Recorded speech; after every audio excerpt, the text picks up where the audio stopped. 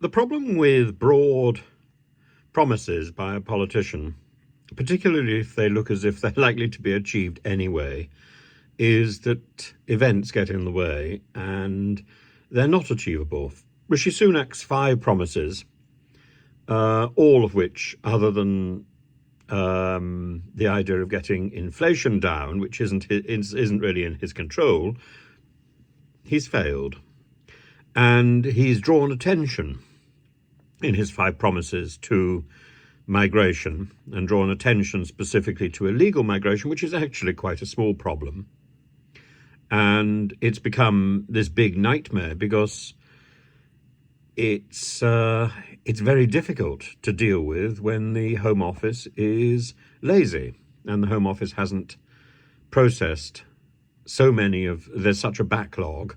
It's very difficult to know how to engage these civil servants who have been sitting on their backsides and doing very little since Mrs. May gave them permission to erect a hostile environment, which is a sort of euphemism for doing sod all and making it very difficult for anybody to gain anything. Accessing anything through the Home Office is a nightmare, and that is intentional, and that is supposed to put us all off engaging with government. Well, it's worked. It's worked because it's costing £8 million a day to house people who are requesting asylum.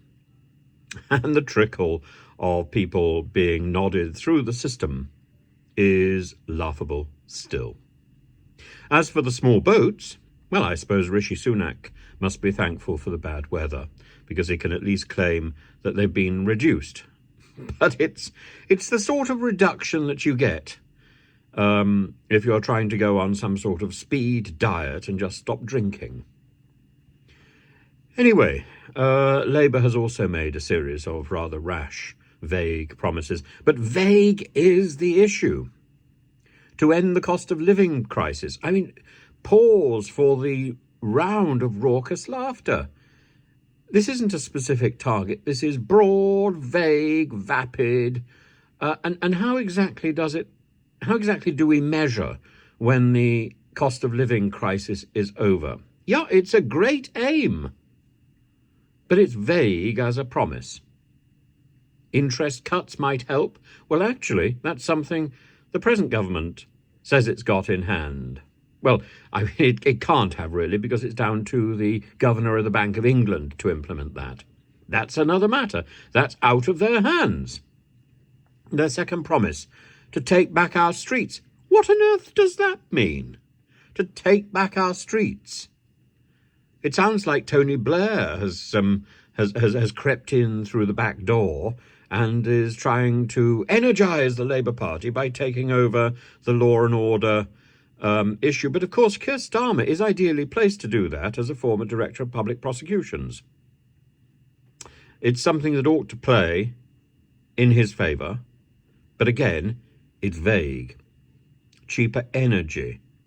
Well, that's not only vague, it's also nebulous, because, and I think unaffordable, as long as Labour is also committed to spending £28 million a year on developing green energy.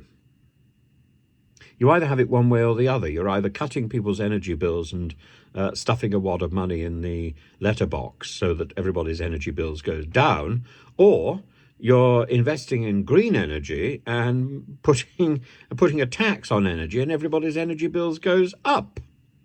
You can't have it both ways. We can plan for a reduction in energy by building green energy sources, but that means in the short term, we're going to be paying more. And as for migration, yet again, the migration thing, banging on this box about illegal migration. Well, Keir Starmer says that he's going to be smashing the gangs by using anti-terror legislation. I think that's an excellent idea, except that so many of the gangs are not based in the UK. They're based abroad.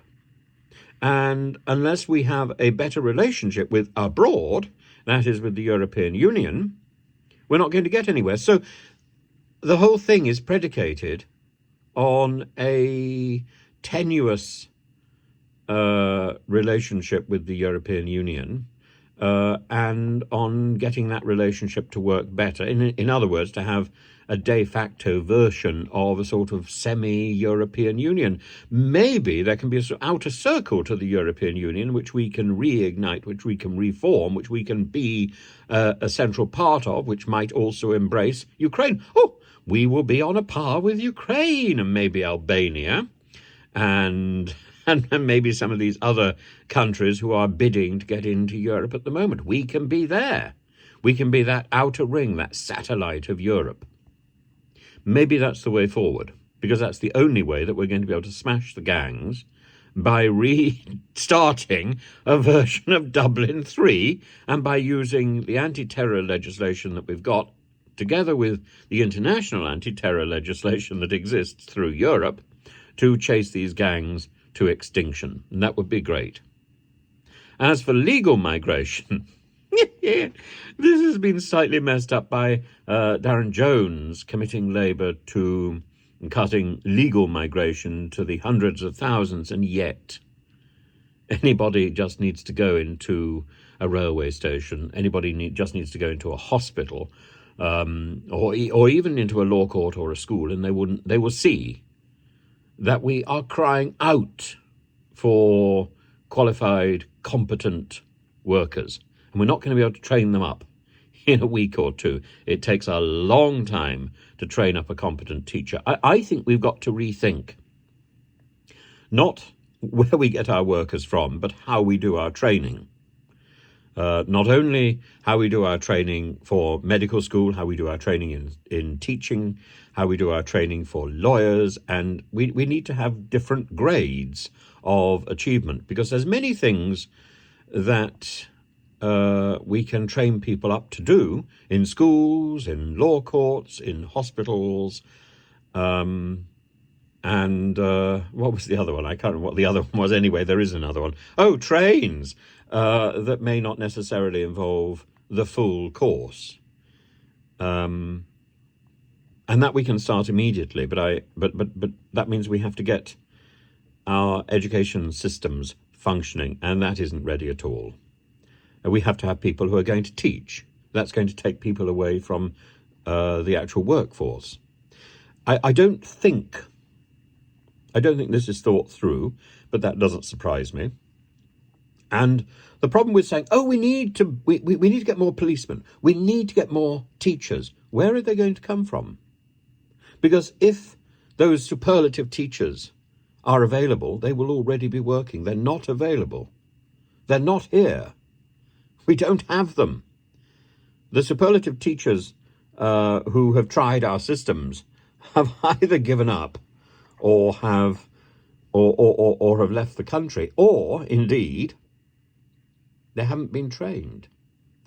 I also think, certainly when it comes to teaching, that our system is wrong, and that our system is so hell-bent on pacifying Ofsted rather than ensuring that our students get the best quality of service. I've taught in state schools, I've taught in schools around the country and in schools in other countries.